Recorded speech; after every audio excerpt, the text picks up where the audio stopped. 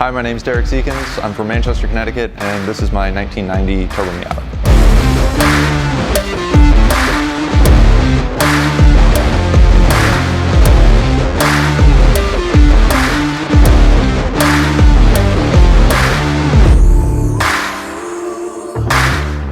Origin story. I decided I wanted a 350Z because the 370 wasn't out at the point.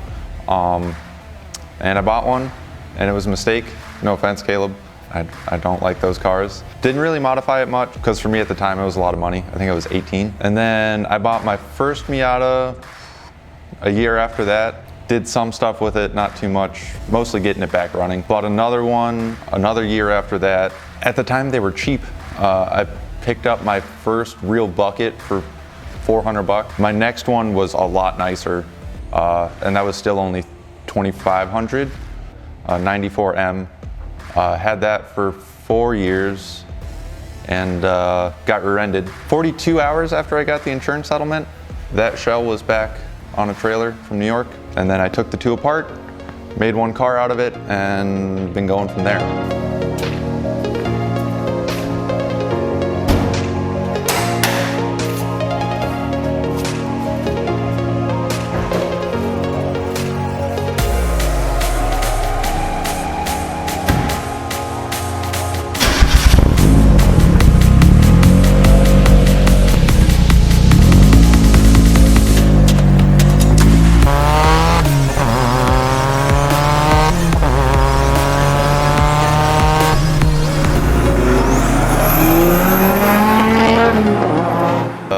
Built 1.8, 94 bottom end, 2001 top end, pistons and valves and springs and rods and all the stuff you put into a built Miata. Oil pump is very important because they like to shatter. Built my own turbo kit, welder by trade, and I've been slowly perfecting the kit.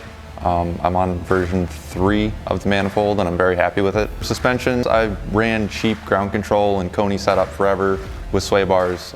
This is an autocross car. I run with Caleb a lot, or used to. We'll be back. Yeah, we'll be back. Better than ever.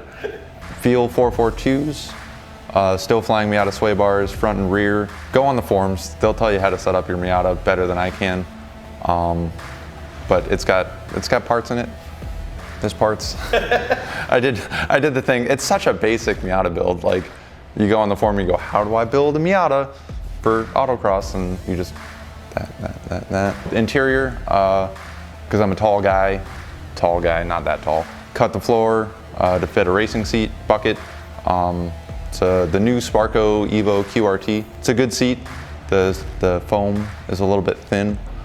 It's kind of tough on long drives, but it's great at racing. Not good at driving anymore. It is set up for autocross. It's not even really a track car. It's really good at the one thing it does. I've actually been driving with Jason. He's been co-driving, and it's been the fastest production car out there, basically every time Jason's in it. And I've been getting a lot better trying to chase Jason. So I would say it's set up pretty well. It's fast. It's fast on the street. It makes just a hair under 300, like 270, 280-ish. There's more in it, but why? It's quick enough. I'm not out there street racing, which I guess leads to street driving, because it is still street legal. It isn't fully caged, which if I were to take it on the track, it probably should be. So it's got just a basic 4-point bolt-in roll bar. I bought it before I started fabricating, and it sucks on the street. It's bumpy, the seat's not that comfortable. All you want to do is drive it at 10/10ths, and you can't do that safely on the street. It's glorious where it's meant to be, and everywhere else is just like, I don't want to do this, I want to go so fast.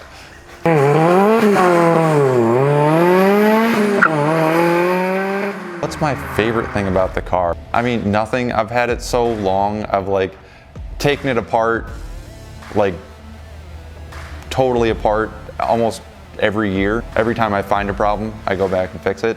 So it's basically done. But no, the whole thing, the process, the build, finally getting a car right and sorted and perfect. My favorite thing about the car is I get to move on to a new build. It's a little bit sad though. You know what I mean? Like, because I obviously could keep going on it. It could be faster. It can't really handle better. Like, I want to stay stock body, so like, I'm limited to a 245 unless I bump up to a 16-inch wheel. It's where I want it. It's where I'm happy with it. It means a lot to me. It gave me a lot of confidence, especially when my first one got hit. It was like lowest of the low, you know, your baby got hit, right? And then it was a slow process putting two totally, not different cars, but taking two cars entirely apart, touching every part on the car, putting them back together. And that's kind of what gave me the confidence to like, well, let's see if I can build the turbo kit. And then you build the turbo kit and you're like, well, I don't like that. So you change it. Made me realize like how much like Legos cars are. Like if you can play with Legos, you can kind of play with automotive stuff. Two parts that aren't supposed to fit together, and if you have a little bit of skill and time, you can make them fit. And especially two of the same cars, you know, you can take a part from this and put it on that. Take, oh, I like that one off of that model better, and swap it over to an extent. Because this is really just a best of this chassis Miata, in my opinion. Thanks to Black Pearl Media. My name's Derek Seekins, and that's what's behind the build.